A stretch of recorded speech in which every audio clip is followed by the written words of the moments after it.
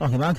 Thanks for staying tuned. It's Hard Facts 91.3 Nigeria Info and here in Port Harcourt, the number one talk news and sports radio station. I'm Dayo.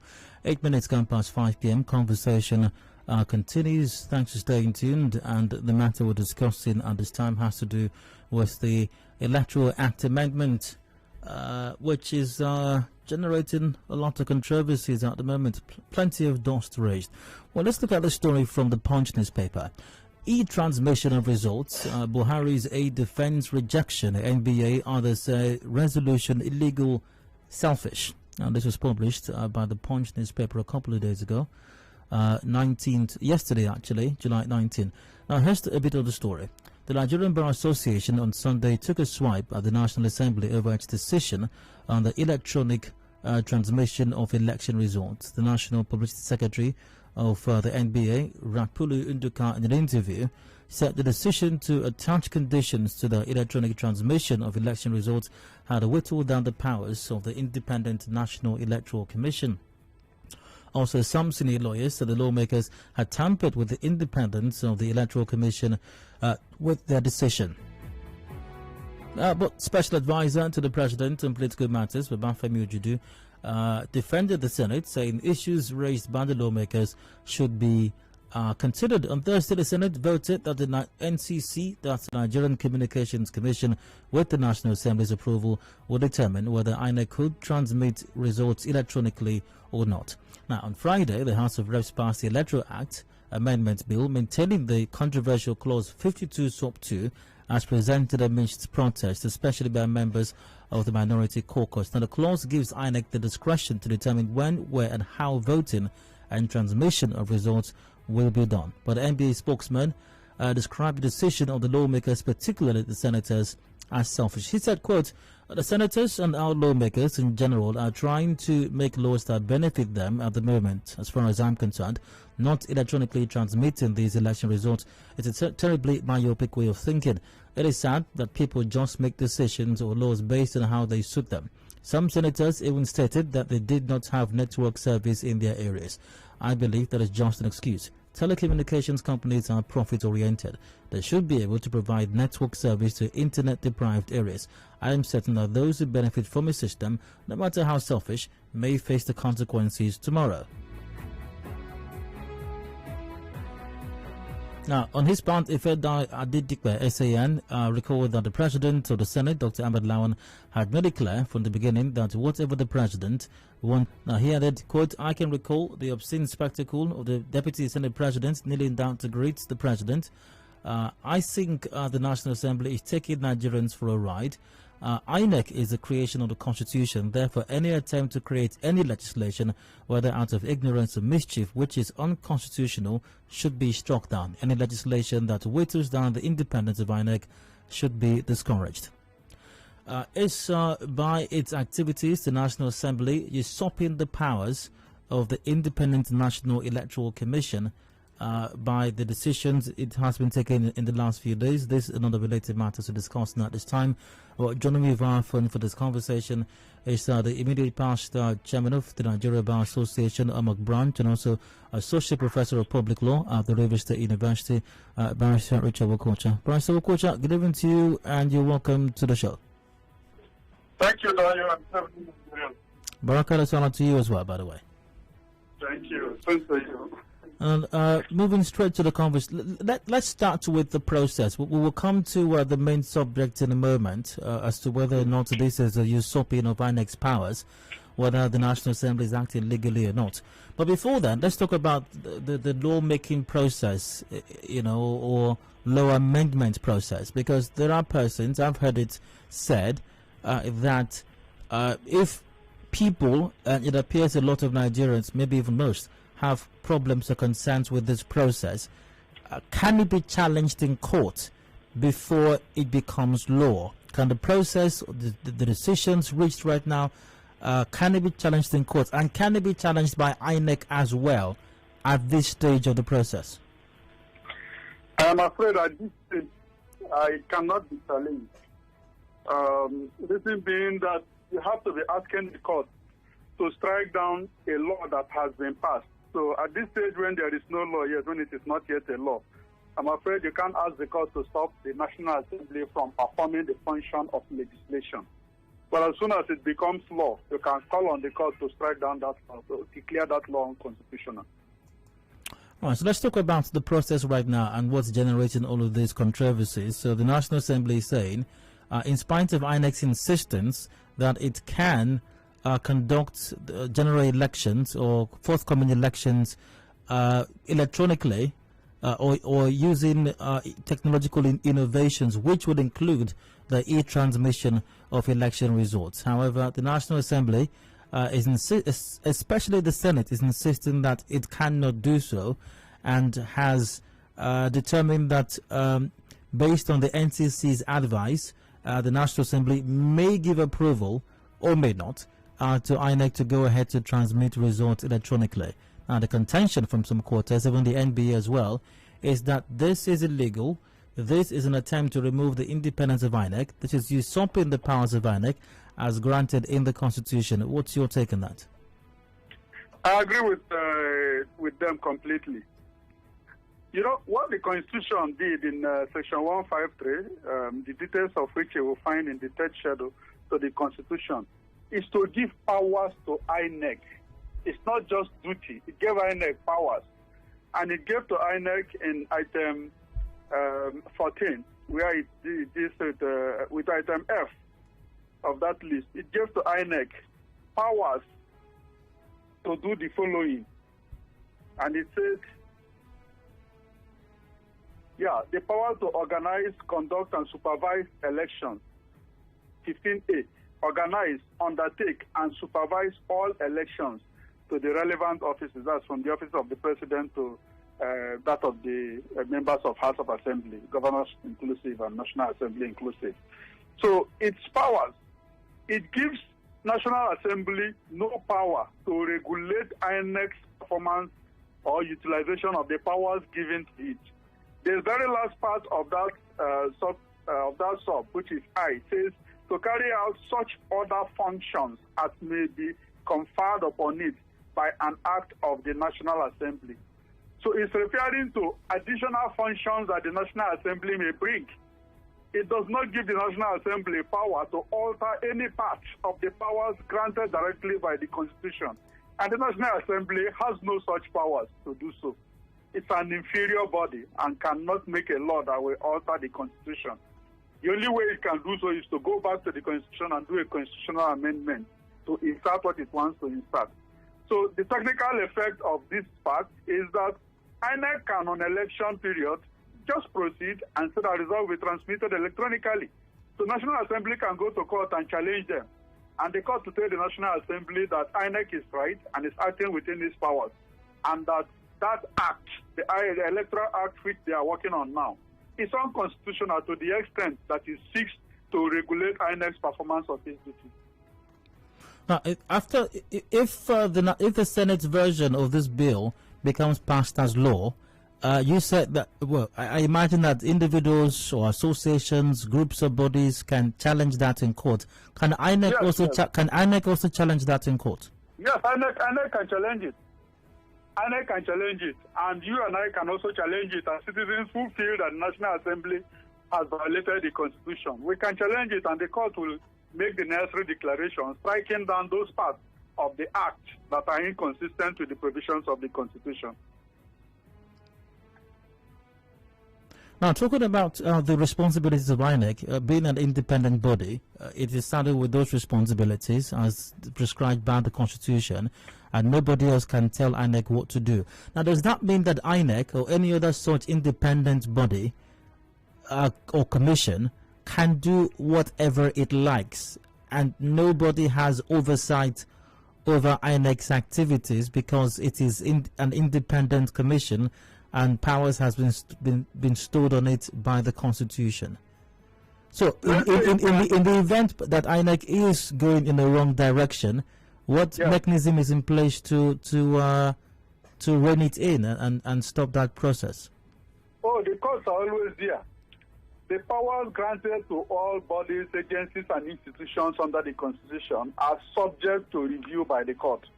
So if you and I are of the impression that INEC is exercising powers it does not have or is acting inconsistent with the provisions of the law concerning what it should do, we can immediately approach the court, and the courts will make appropriate declarations declaring the actions of such actions of INEC unconstitutional or illegal, and granting whatever orders we are praying. So INEC has a supervisor, which is the court. But in the performance of its duty, in order for it to be independent, the Constitution requires it to be guided strictly by the provisions of the Constitution and nothing else, and to take no directive from any other body, including the National Assembly. How about on the can only accept powers, additional functions created by the National Assembly and implement that act, but not to receive direction in performing its duty or exercising its powers under the Constitution. How about a matter of pure technicality, as with the issue of employing technological innovation vis-a-vis capacity to do so? So, I mean, it's not impossible. There are persons who have suggested that INEC may be overreaching as well, or maybe overestimating its own abilities or capacities. Now, assuming but not considering that that's the case, are we saying that until, assuming that that's the case, are we saying until INEC or any other such body messes up the whole situation, we cannot determine whether or not INEC was overreaching or overestimating its own abilities? No, we cannot stop them from performing their constitutional duty. What we can do is raise that fact that those things failed, those technical facilities they relied on did not function, and that their inability to function affected the outcome of the process. And the court could agree with us and declare what they did to be unlawful or not to have met the standard of the law. And the court can order that the proper thing be done in a way different from the way that they lack capacity to do. But to say that we can move in advance and stop them, how do you know that they cannot unless they try and fail? If they say we want to use technical facilities that are available and we have the capacity to do so, there will be no way of proving that they do not have the capacity. So they will do it. And if it leads to a failure of the system, an aggrieved person will approach the court and the court will agree with them. It will be impossible otherwise. To say, no, I do not believe. What will we argue in court? We do not believe that the machines they have are functional enough or can function enough, or that they can transmit, that the network they have will work enough, or arrangement they have made will work. That would be speculation. So if they are acting within the powers granted them by the Constitution, all we can do is work with the law. But if they fail, we can raise that failure, and that will be a ground for the courts to agree with us and set aside what they have done, and order them to do it again without that which has been proven to have failed. Now, the Senate has taken this decision. Now, of course, it's all part of the process. It's not law yet. But in the event that the Senate's version does become law, and either INEC or some other individuals or bodies go to the courts, and the courts determine that the National Assembly did make a wrong and faulty decision, and it's against the spirit or even the letters of the Constitution, what then happens? Oh, it will mean the rest of that law will survive. INEC will be free to proceed on the path that they have chosen, which is the path that is spelled out in the Constitution, in exercising their powers. They will be able to proceed, and automatically any part of the law struck down is deemed not to have existed in the first place. So the process will go on without those provisions being active or being given effect to. Are there any consequences for when the National Assembly, if it's determined by the courts that the National Assembly or members of the Assembly made erroneous laws or deliberated on and passed laws that are anti-constitutional or anti the people or an illegality, would there be any consequences for that? In the democratic system, the only consequence is either to vote such assembly members out when the next opportune time comes, or to, if we feel completely that it is dangerous to leave them there, to take steps to recall them. Those are the procedures known to democracy that is contained or that are contained in our Constitution. So those are the only case we can do. We cannot stop them from continuing in their work, but we can either recall them or wait and ensure that we do not return those particular individuals who were unable to work in the interest of the people. at the next election. What if the actions that they take or the laws that are passed, even though the courts might be able to reverse it eventually, what if it does have some possibly even severe consequences before such reversals take place? Until the reversal takes place. And that shouldn't be too difficult, because in challenging them, procedurally we can start with an injunction restraining those laws in question from being, those sections in question from being applied. And a court that is faced with facts that show that there will be remediable or irretrievable damages if it delays, will go ahead and grant that injunction. And so while the case is going on, those things can become inoperative. All right, Barrister. Please hold a thought. We have to go for a commercial break right now. Headlines 5:30. Discussions continue afterwards. Please stay with us. All right. Connect with your customers. Advertise on 92.3 Nigeria Info. Visit our downtown office at Shop 9, Mediatrix of All Gracies Plaza, opposite FIRS, Stadium Road, Port Harcourt, and book your commercials. Call 0817-001-8162. That is 0817-001-8162. And let us connect you to your customers. Connect with your customers. Advertise on 92.3 Nigeria Info. Visit our downtown office at Shop 9, Mediatrix of All Gracies Plaza, opposite FIRS, Stadium Road, Port Harcourt, and book your commercials. Call 0817-001-8162. That is 0817-001-8162. And let us connect you to your customers. Connect with your customers. Advertise on 92.3 Nigeria Info. Visit our downtown office at Shop 9, Mediatrix of All Gracies Plaza, opposite FIRS, Stadium Road, Port Harcourt, and book your commercials. Call 0817-001-8162. That is 0817-001-8162. And let us connect you to your customers. Connect with your customers. Advertise on 92.3 Nigeria Info. Visit our downtown office at Shop 9, Mediatrix of All Gracies Plaza, opposite FIRS, Stadium Road, Port Harcourt, and book your commercials. Call 0817-001-8162. That is 0817-001-8162. And let us connect you to your customers. Connect with your customers. Advertise on 92.3 Nigeria Info. Visit our downtown office at Shop 9, Mediatrix of All Gracies Plaza, opposite FIRS, Stadium Road, Port Harcourt, and book your commercials. Call 0817-001-8162. That is 0817-001-8162. And let us connect you to your customers. Connect with your customers. Advertise on 92.3 Nigeria Info. Visit our downtown office at Shop 9, Mediatrix of All Gracies Plaza, opposite FIRS, Stadium Road, Port Harcourt, and book your commercials. Call 0817-001-8162. That is 0817-001-8162. And let us connect you to your customers. Connect with your customers. Advertise on 92.3 Nigeria Info. Visit our downtown office at Shop 9, Mediatrix of All Gracies Plaza, opposite FIRS, Stadium Road, Port Harcourt, and book your commercials. Call 0817-001-8162. That is 0817-001-8162. And let us connect you to your customers. Connect with your customers. Advertise on 92.3 Nigeria Info.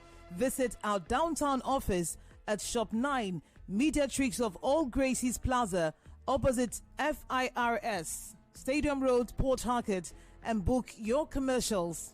Call 0817 001 8162. That is 0817 001 8162. And let us connect you to your customers. Connect with your customers. Advertise on 92.3 Nigeria Info.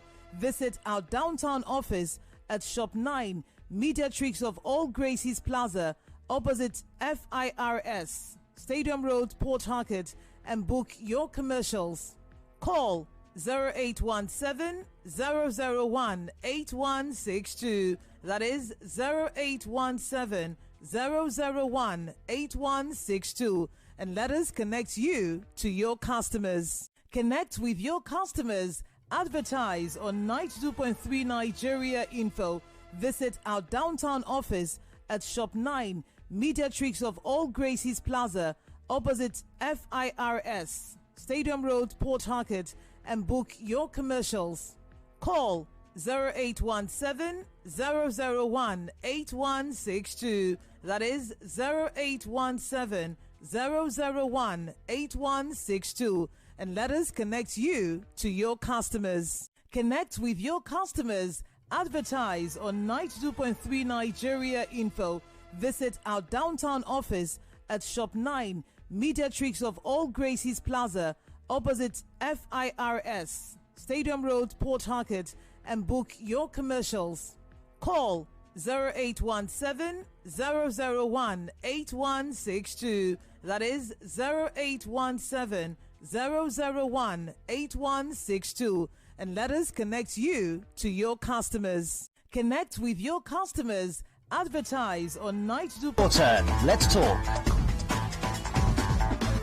Headline News. Nigeria Info on 92.3. Headline News. Welcome back. Here are the headlines from Nigeria Info, and broadcast is sour from all of us over here. Whereabouts of 8 persons abducted by gunmen on Kula Abonema waterway yesterday is still unknown. A lawyer says Interpol behind the arrest of Yoruba Nation activist Sunday Igboho in Cotonou, Benin Republic. Court restrains Zamfara State House of Assembly from impeaching Deputy Governor Madi Gusau. APC chieftain accuses Senator Magnus Abe-Planch to take Rivers APC to court again. NAPS asks schools in Rivers State to reactivate COVID-19 protocols. In business, a Trade Union Congress of Nigeria cautions federal government against increasing country's foreign debts. In entertainment, video vixen Bolanle sends packing for matrimonial home 6 months after wedding. In sports, Premier League footballer held over child sex allegations. On the foreign scene, Mali coup leader attacked during Eid prayers. Those are the headlines. Details at 6 p.m. Contact our newsroom on 0818 90,017. Thanks for listening. I'm Aide Dayo Dee-Shark. Good evening.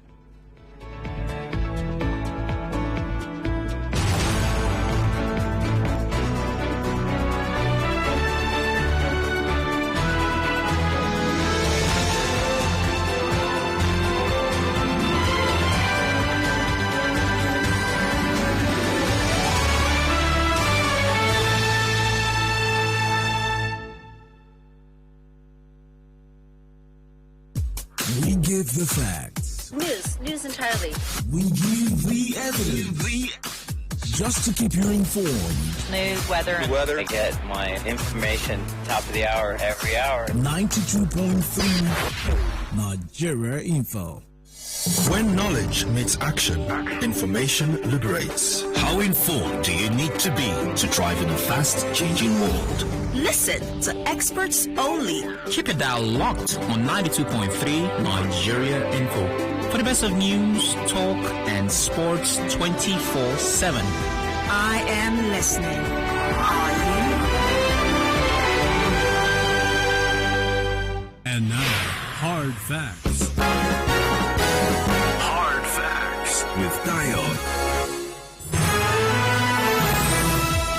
Okay, back to Hard Fact to Nigeria Info here in Port Harcourt, 92.3. I'm Dayo, 27 to go before 6 p.m. Still joined by our phone by Barrister Ritchard Wokocha. Barrister, you're welcome once again. Thank you, Dayo.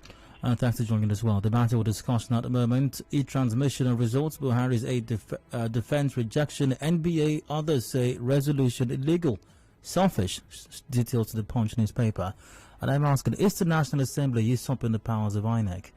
Let's get your take. The lines are open right now, 0817-923-0002, 0817-923-0003, and 0817-923-0007.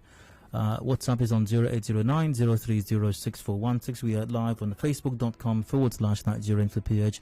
Also live on YouTube, just search for Nigeria Info PH.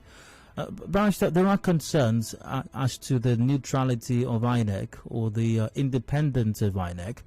Now, there may have been, there are definitely concerns or challenges. There have been challenges with the conduct of elections in times past.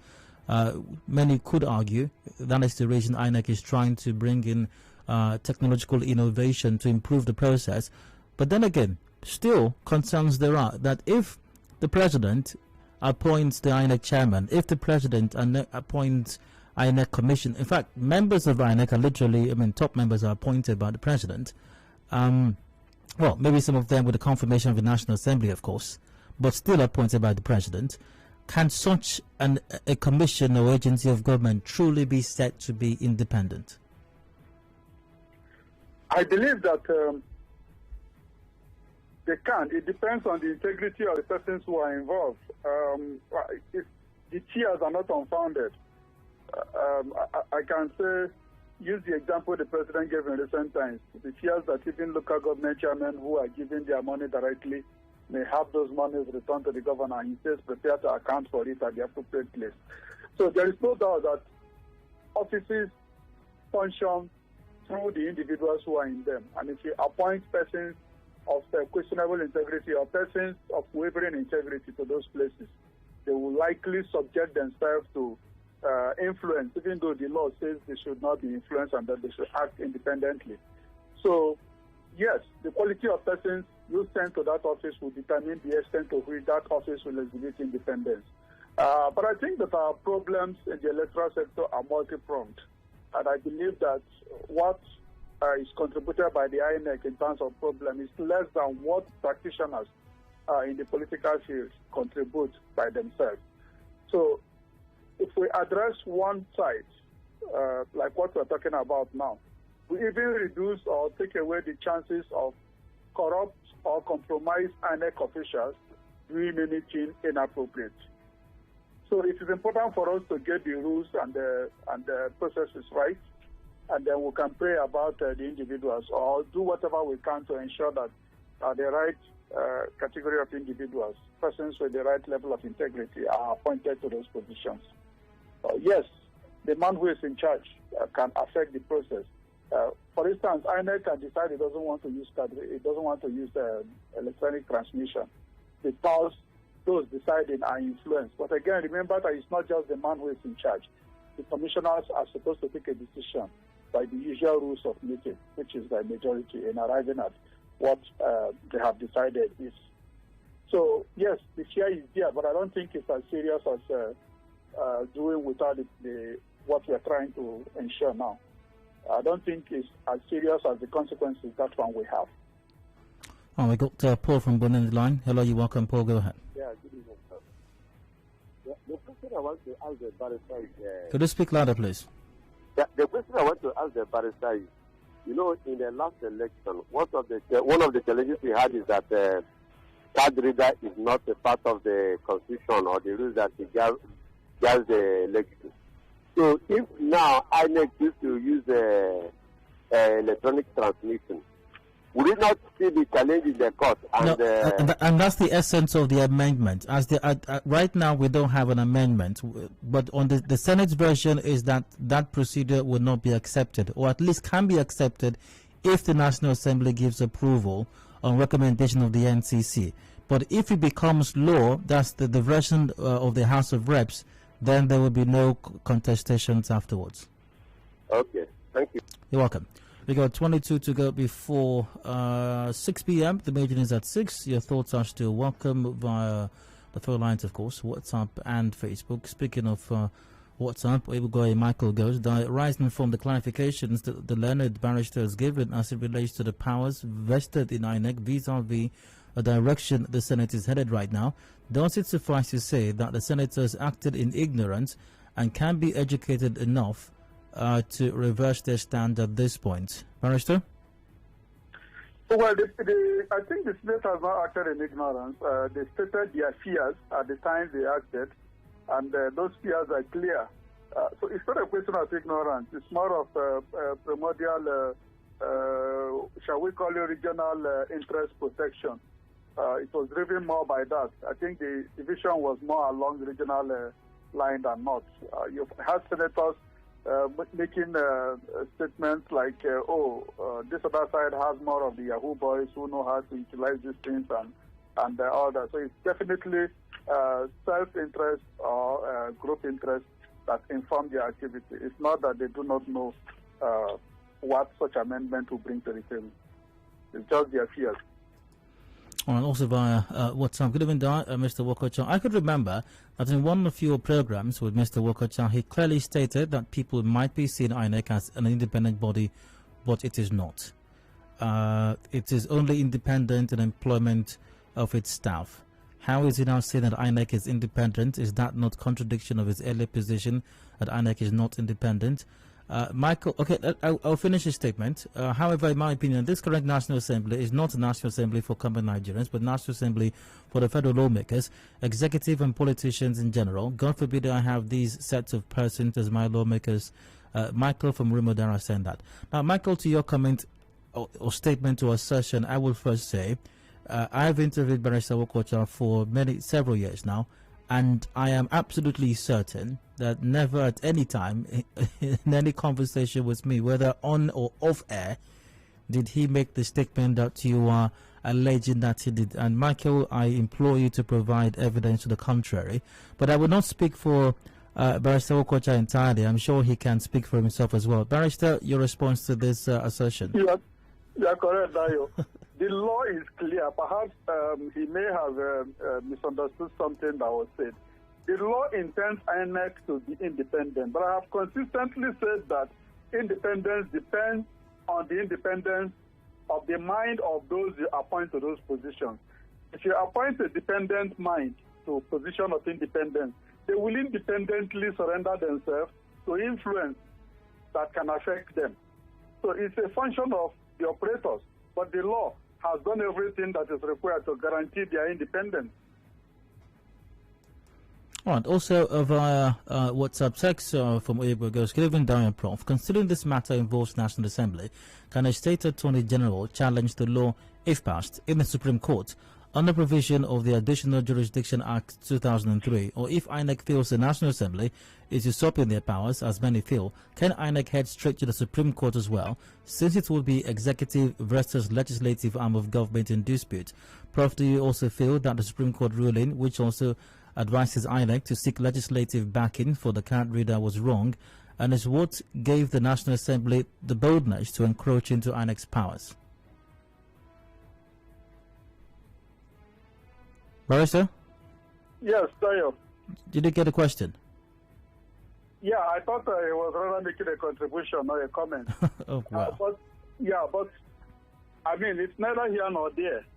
If an action of the National Assembly is unlawful, it can be challenged.